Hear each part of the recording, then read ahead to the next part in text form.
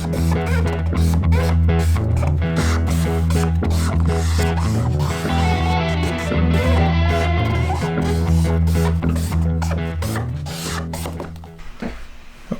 so today we're going to talk a little bit about some things that I'm looking at for reference and inspiration. So this is actually some Klaus Janson Punisher comics. He did the sort of the first follow-up series after the Punisher Circle of Blood. It's a rather famous miniseries that Mike Zeck drew. And so this is the sort of inaugural Punisher ongoing, Punisher being a favorite character of mine. But I really like this because it is one of the sort of first comics that I found where Klaus Janson was doing actually the art and the color all by himself. So it's exciting. I mean, especially, you get used to seeing him inking Frank Miller. This book is from 87. Yeah. So 87. So he's kind of right off of inking Frank Miller, Dark Knight Returns, Daredevil, their whole collaboration, and you kind of can see, you can really see, honestly, the impact he had on his work with Frank Miller with this, because you can kind of see who's drawing influenced what. But I just kind of, I really love his line work in this book. These are some back issues that I own. The story's pretty fun too. It's, you don't see a lot of it in Punisher comics anymore, but I understood some of it, but it's kind of really digging into him being a Vietnam vet, and so and tying into a lot of these early ones. Actually, there's this series, and then also later another Mike Zeck drawn short, Return to Big Nothing, dealt with Frank Castle running up against old members of his platoon who had basically, actually in the same with this and in the Return to Big Nothing, they're both running drugs basically with Viet Cong soldiers. So it's, I really love the artwork here. It's cool to see Klaus doing his own art, all, from top to bottom. One of the things that's interesting, and you look at some newer Janson art, is I think some of the stuff he's doing digitally, and you really can't he gets these really thin lines and the thick lines right up next to each other, and it seems tough to get that look in digital. But anyways, it's a lot of fun. Yeah, this is just insane. But these were some really fun comics. And actually, that's crazy. That wrapped that whole...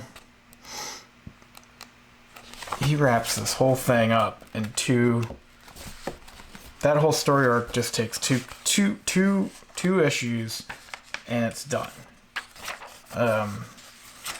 This is the third issue. I mean, imagine that. Look at how the density of storytelling here compared to a modern comic where these first two issues, he goes, the Punisher basically goes, he finds a crack house, busts it open, then we flash back, he meets up with an old army buddy who was hit up to go run drugs, who refused. Well, Frank Castle finds out he got killed. Sorry, no old Marine buddy. But then the Punisher goes undercover find out where, who killed his friend, to climb his way up the ladder. Undercover. He gets tortured. He kills his captors. Kills the guy in charge. And then, it's not even done yet. He goes and he meets up with this other guy, Messina, who he also used to serve with. And then they're going to go down to Bolivia. 23 pages, covers a ton of ground, satisfying. And then issue 2, it completes the whole thing. South Vietnamese army is running the drugs in Bolivia, and he then goes, he meets up with some Bolivian, like, CIA agent or something. They fight a helicopter, which is going to be a theme, actually. And the Punisher ends up going through the whole group there, kills the South Vietnamese army guy, goes back and, goes to the wall. And that's it. 22 pages. And it just... This sort of density of storytelling and effectiveness and sort of satisfyingness of these kinds of reads is really what I'd like to do in comics. It's what I enjoy. I don't like... there's something to be said for the, 100-issue runs and, really long form stories, but for my money, you can't beat this tight of a 1-2 punch that you get in these kind of books. So this is some more. Again, I love the artwork here. And, I've been reading a lot more, looking at a lot more old back issues and things. And, again, there's something that's really exciting about newsprint. It just feels less precious, and I like the quality of it. It's,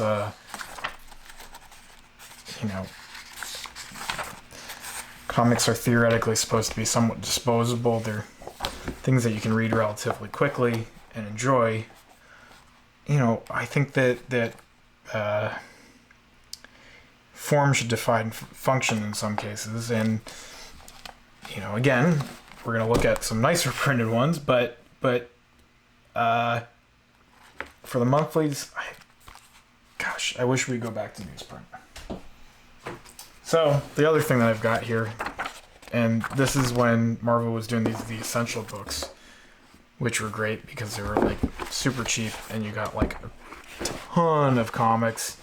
And it was black and white, which, for a lot of the older books, the art holds up so much nicer in black and white in some cases. And, well, maybe not holds up nicer in black and white, but usually when they end up doing the modern recolors, it just does not work, and you end up longing for your old issues. But anyways, these are just black and white reprints of what I was just flipping through. Just fun. Again, the art really, it's great. He does so much cool stuff here. I just love the sense of contrast. You look at something like these panels, he just does it. It's so good and so energetic. And this is such a cool. But it is interesting to see sort of. I think that Klaus is a pretty master storyteller and in his own right, and sometimes he doesn't get the shine that his collaborations with Miller get, but he deserves it all by himself too. So this is another series. I've actually just recently got this one, but I've had these two the second and third issues of it for a while. I don't know if all of the three of these were supposed to be embossed, but this one's got this embossing on it, which is really neat. This is from 92, according to the cover. And again, you know, DC's doing the Black Label stuff. They're doing that series with they did the Frank Miller, John Romita Jr. one, Superman Year One. They're doing the Question series with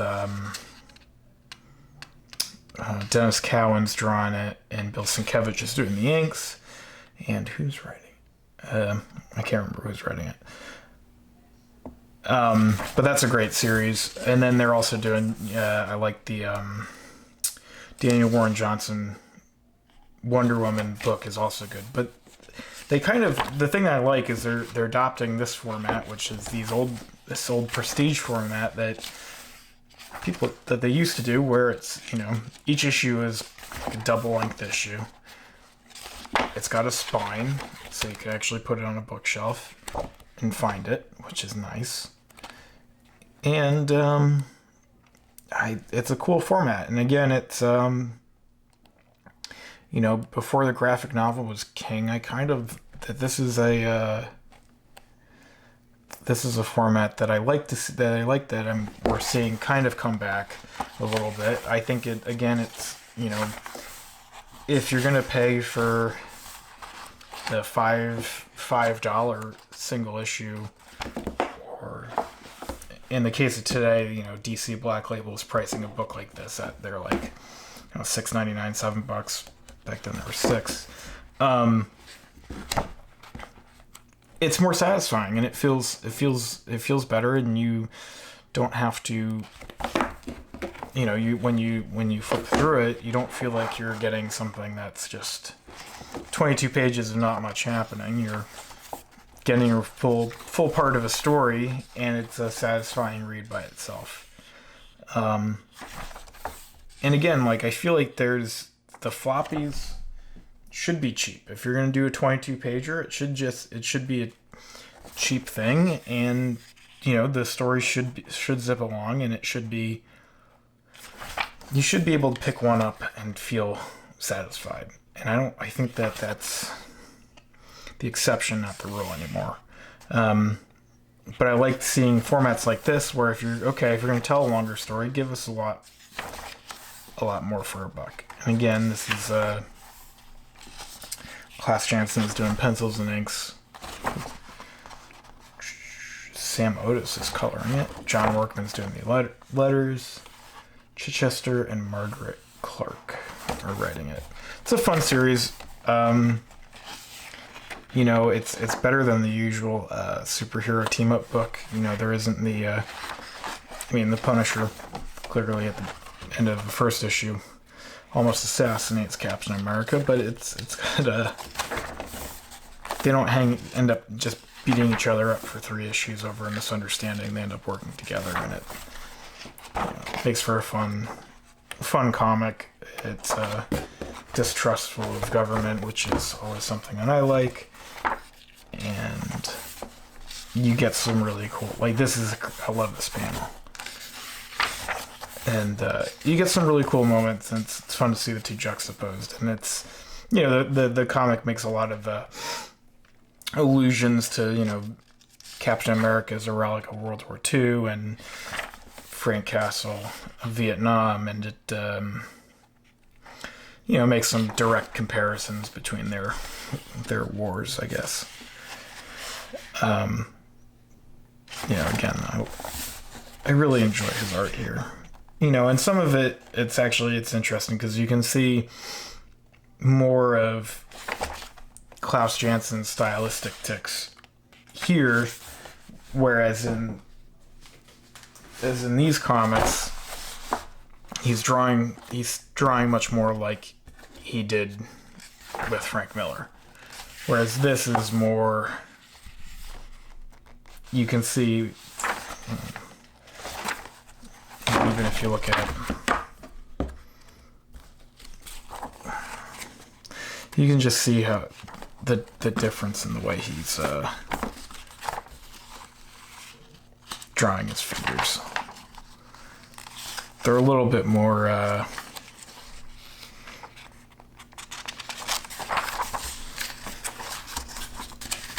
they're not as geometric, I think is the best way to put it, in this one, whereas he starts going to more angular forms in here. Anyways, oh, the spread. It's a recurring theme.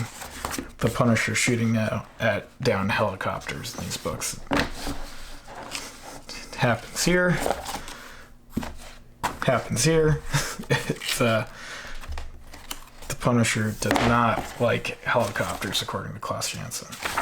So, anyways, that was just a quick look at a couple of Klaus Janson books from his time on the Punisher. I don't think, other than, you know, he obviously inks John Romita Jr.'s classic Punisher Warzone run, but I don't think he does a ton of other Punisher stuff, but I couldn't be very, very wrong on that too. So this was just a quick little overview. Again, these are great books. I know that these just got added to comiXology, so they're really easy to get now. And I don't know about this run. I don't think that this one's on comiXology yet. If it's not, you know, this one I think this is pretty easy to find on eBay. And I'm sure these books are as well. I don't think that there was any sort of limited run with that stuff. So they're worth tracking down. Especially these first two are a lot of fun, and it's just a really, I read great together. And anyways, so that's it. Stay tuned, subscribe, like, follow, ring the bell for notifications. Yeah, we'll be back making some more comics later. Thank you. Bye.